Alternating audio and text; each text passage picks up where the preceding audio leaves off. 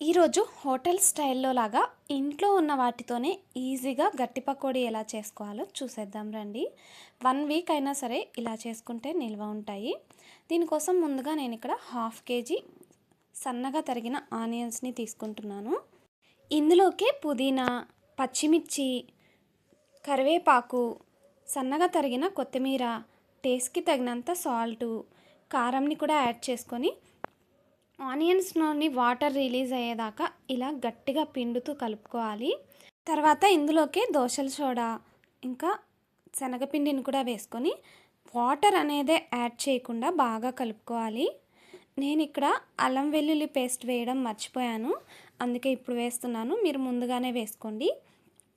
ఇలా మొత్తం కలుపుకున్న తర్వాత దీన్ని పక్కన పెట్టేసి ప్యాన్లోకి ఆయిల్ వేసుకొని బాగా హీట్ అయిన తర్వాత మీడియం ఫ్లేమ్లో పెట్టేసి పకోడాని వేసుకోవాలి. ఇలా వేసుకున్న తర్వాత మనం అస్సలు కదపకుండా వదిలేయాలన్నమాట, కొంచెం గట్టిపడేదాకా, లేదంటే మొత్తం విడిపోతుంది. ఇలా ఒకవైపు కొంచెం బాగా కాలిన తర్వాత ఇంకొక వైపు కూడా తిప్పి కాల్చుకోవాలి. అంతే, ఇంకా క్రిస్పీగా ఉండే గట్టి పకోడీ రెడీ అయిపోతుంది. సబ్స్క్రైబ్.